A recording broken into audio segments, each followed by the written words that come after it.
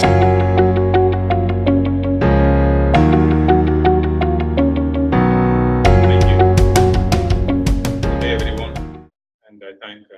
Prof. Kato and Professor Modi Qureshi to ask me to come here.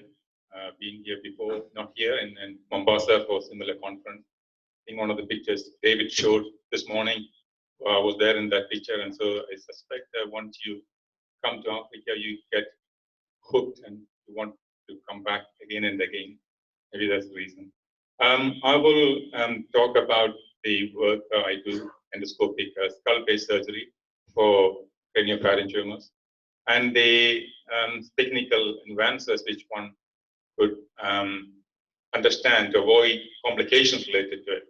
I work in Charing Cross Hospital, part of the Imperial NHS Trust and the NHS, the Imperial University.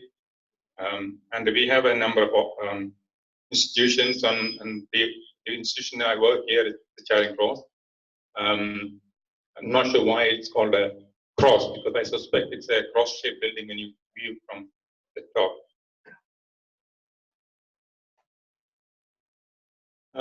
Someone asked about the arrangement for endoscopic work, and there are a few variations one can do. This is the way I do it.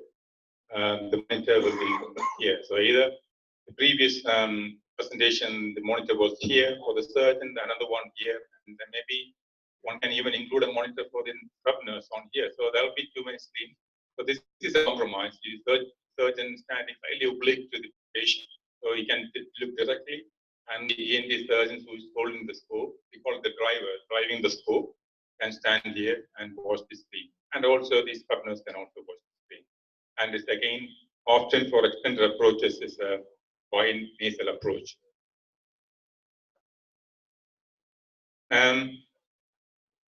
Navigation is quite useful, even though I will not say it is absolutely essential, but it is for extended cases, it is quite useful. And my advice is that not to focus on the navigation, not to trust these machines completely.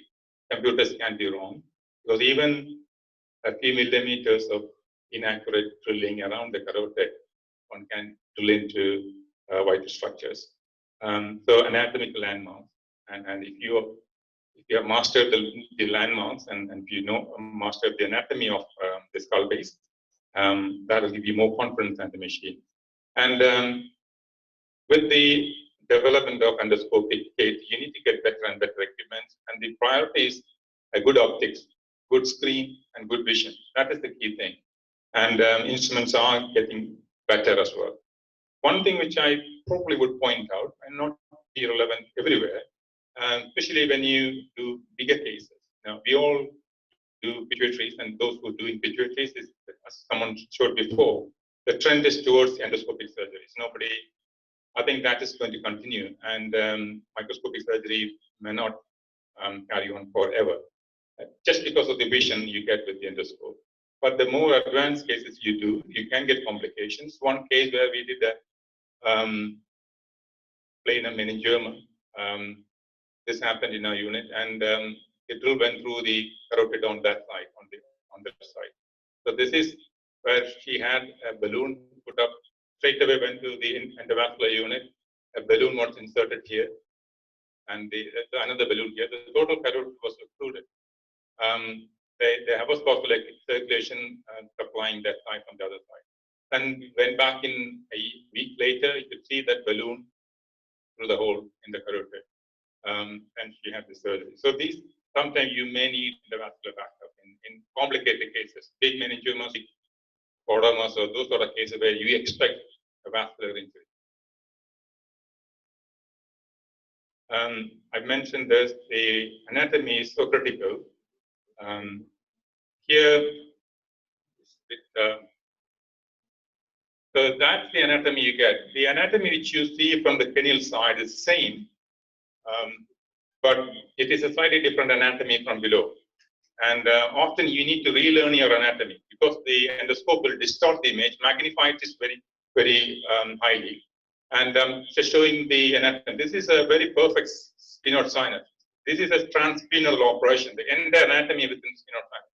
The perfect sinus, no intracellular septum. You can see the clival regions and a pituitary sella here, and the two prominent carotids on either side. And these are the landmarks you need to know. The one important thing about this operation for pituitary or any, put that carton. So one important point about the complications of words again. That's okay. So one important point is to know your midline. The pituitary or any big operation, you need to know where is your midline. So for that, you have taken off the front wall of the sphenoid sinus, you have seen the keel and the vomer, and then you have to see the midline septation in the middle. So that gives you an idea about midline. So keep that in your mind all the time. That's the reference point. And the more laterally you go, the more laterally you go towards your vascular structures and other structures such as cavernous sinus and the nerves within it. So this drill is drilling of the stellar flow, but as you go laterally, best not to use the cutting burr like that. One has to use more diamond burr to shave off that bone, or even use a curtain punch. But sometimes you have to understand this bone is deficient, so carotid may be exposed. So that is something which we have to keep in mind.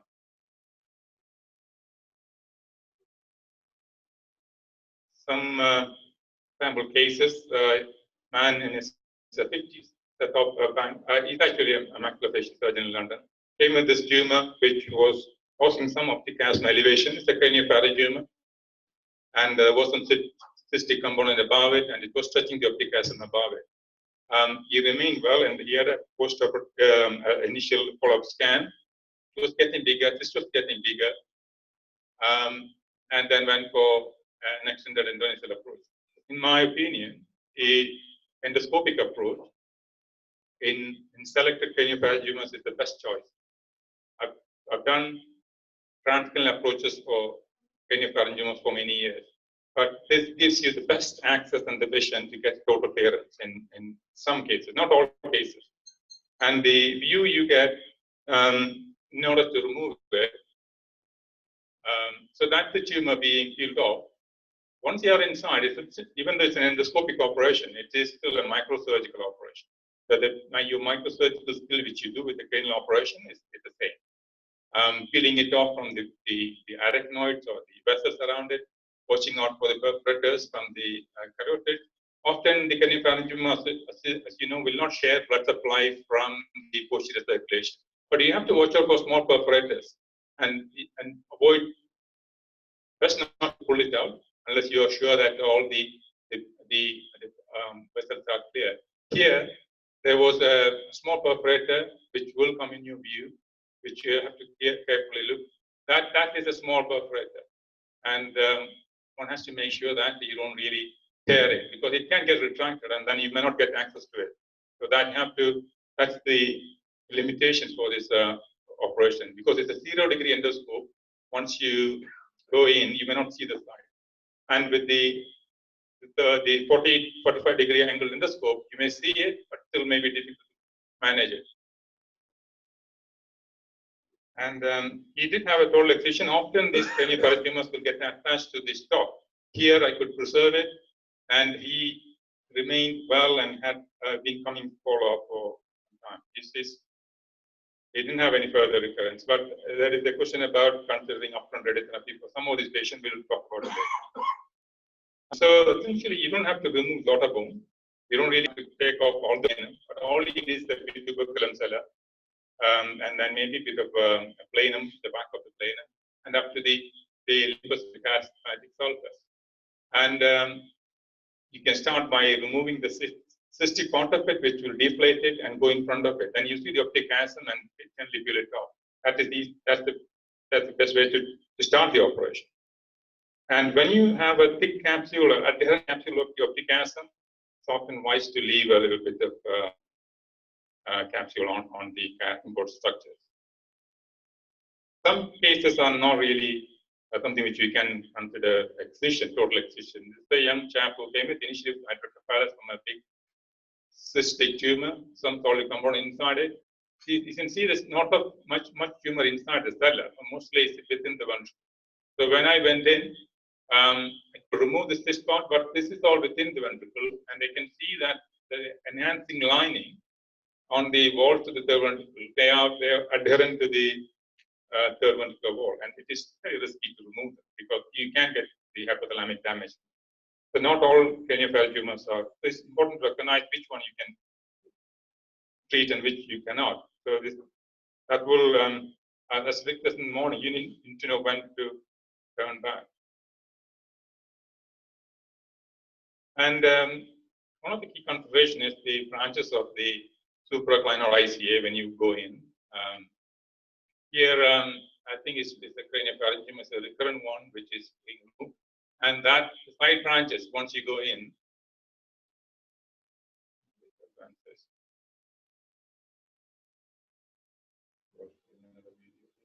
so often the pituitary stalk is adherent, and you need to preserve it. My policy is that first time I will preserve it. When it recurs from the remnant, I leave, and you have to make an informed choice for the patient. You confront them before that will have a diabetes insipidus after the operation, then you resect the tumor completely. The young patient who works in a UK embassy, but works in India. She came with this cystic and solid tumor. You can see the branches of the superior hypophysis. And the branches of superior hypophysis is critical to save because some of them may be going to the optic acid. And often you may find that it's maybe this one, it can come off, and this one, I cannot really save it. And also behind it, you will see the optic stalk. So these tumors are careful. The important thing to avoid complication is to make sure that you preserve these branches which are supplying the calcium, and they can be in arteries. And you may get a visual field deficit.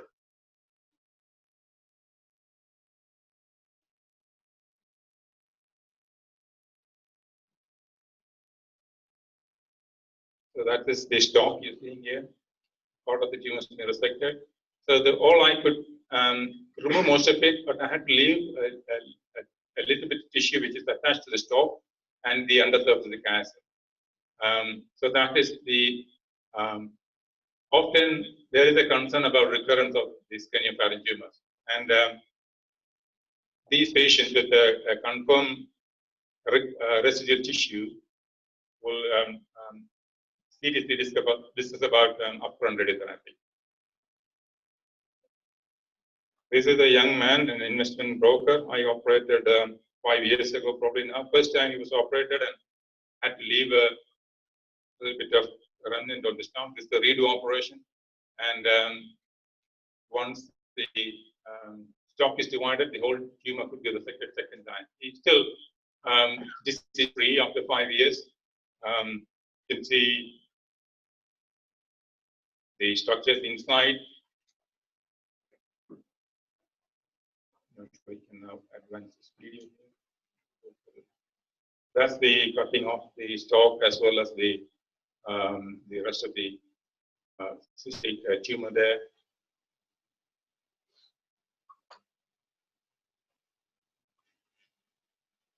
So this is an elective resection of the stalk.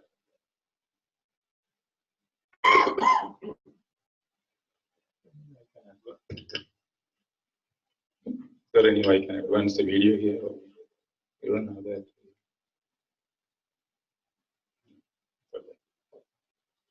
So this is the stalk in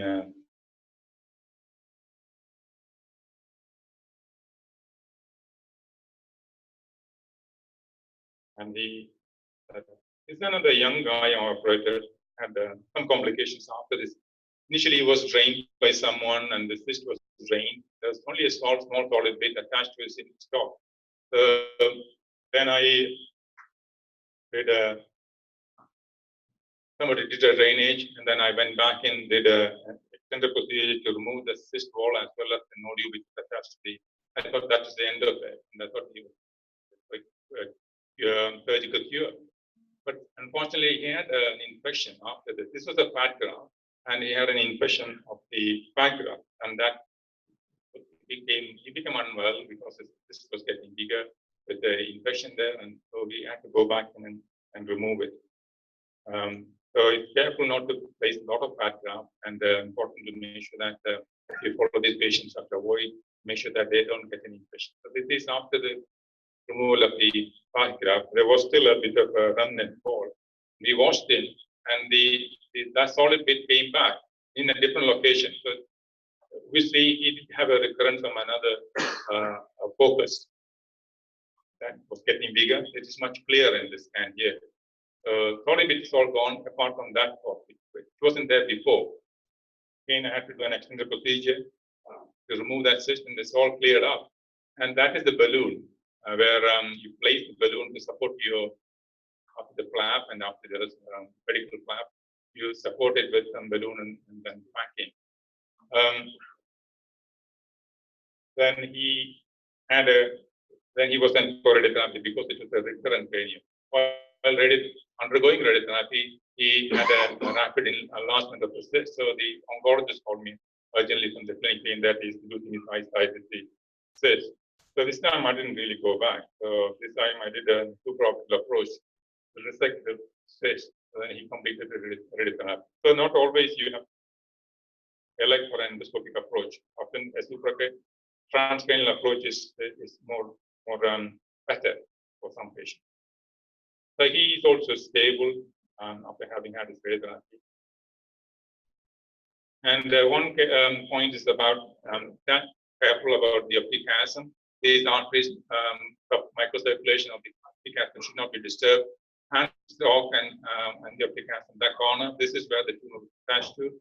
Often you have to make a decision whether to leave the tumor there. This was being the first time that was had to leave a little bit of tumor on the corner there, and he had a radiotherapy afterwards. That's the last bit which I left. You can see the typical circulation of the stalk. This is a young chap, Polish man, with a large cystic and solid tumor. The tumor is being resected.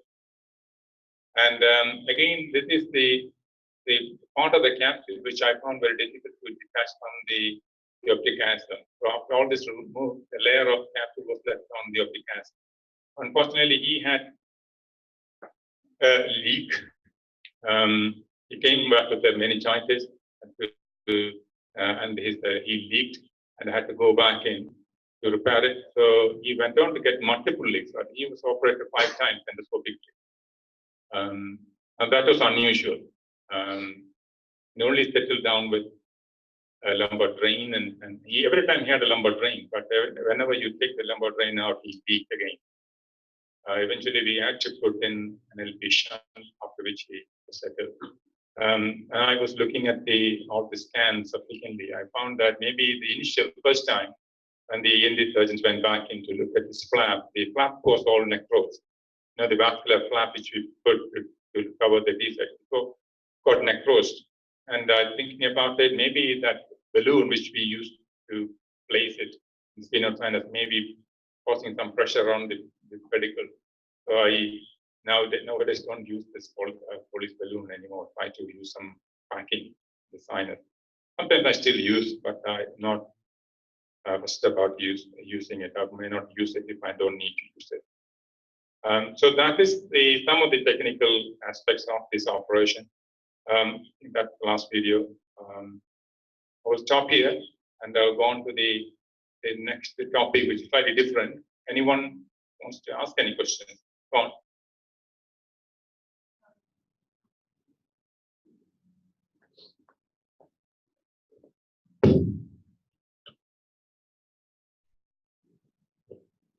Beautiful presentation. I just want to ask this question about, you showed a case in which there was a very large cystic craniopharyngioma with a little solid tissue in the hypothalamus. So sometimes when such is the case, you choose to go intraventricularly and drain the cyst and take out what you can safely take out, the solid part. What my question to you is, what would you do? Because usually it's that the first craniopharyngiomas surgery should be the perfect surgery that you should take out as much as you can. And if it attached to the hypothalamus, and especially in children who does not have any kind of pituitary injuries or hypothalamic injuries, and you know this tumor is going to grow as they're going to grow, what would you suggest doing? I mean, do you consider just, so there are two philosophies about that. One philosophy is that you do not touch them, and when it comes back, you just do another surgical inspection. Another philosophy is that you actually go and radiate it so it doesn't come back. If you radiate, what kind of radiation do you choose? What's a gamma sort of radiation or a fractionated radiation?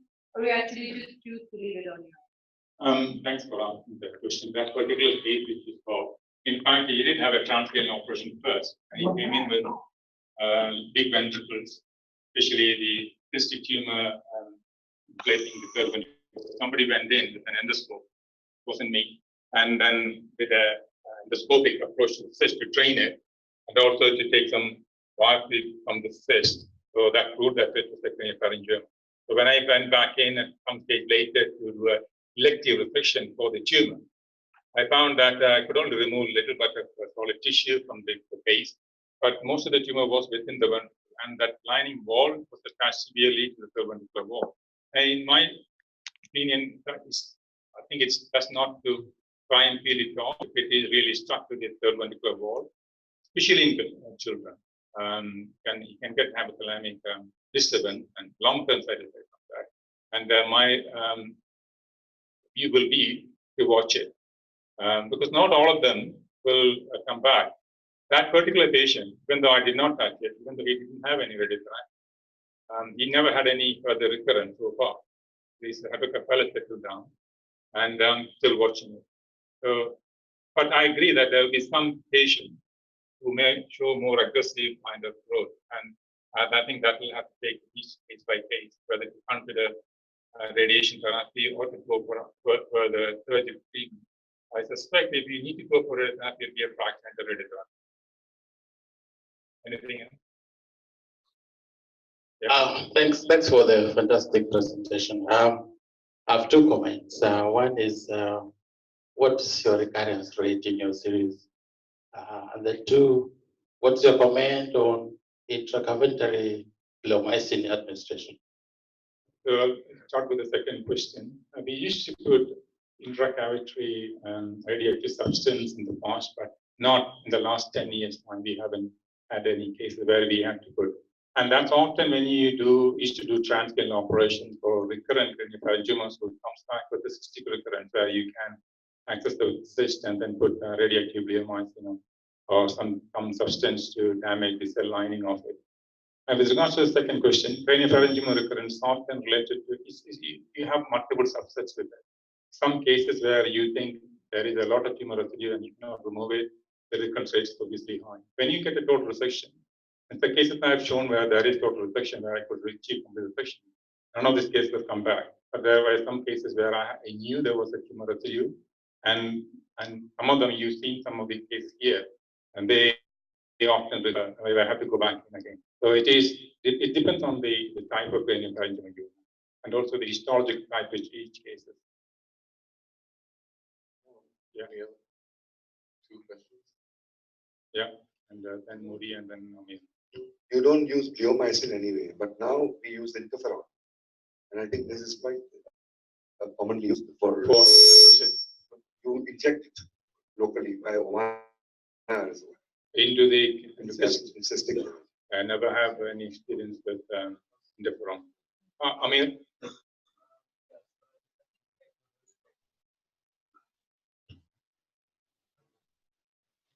I have a very, very slight experience with interferon gamma, and one of the issues that we had back in Cape Town is with any of these that had an omaya that was sitting inside the cyst. We first started to use bleomycin, but it's not a very nice drug, especially when it leaks.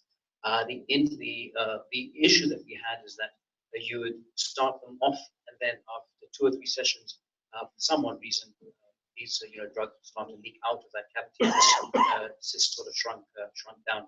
So most of them where I was then. Once it was shrunk down, just went on for radiotherapy. What I wanted to ask was, you had shown a image of an ICO occlusion. You had an injury in theatre. What do you, so this is a two-part question. The first part being is, what do you do if you don't have any crossflow here? The second part being, do you, or does the endovascular team put any sort of balloons lower down in the internal carotid? Because the two that I'd seen were just above and sort of below the area that it peaked, so it trapped that off once lower. I mean, preempt the rupture and then put them up there before the option. So the first question was, what do you No, first, I understand the second question. Worth considering putting a balloon up there in anything? No. One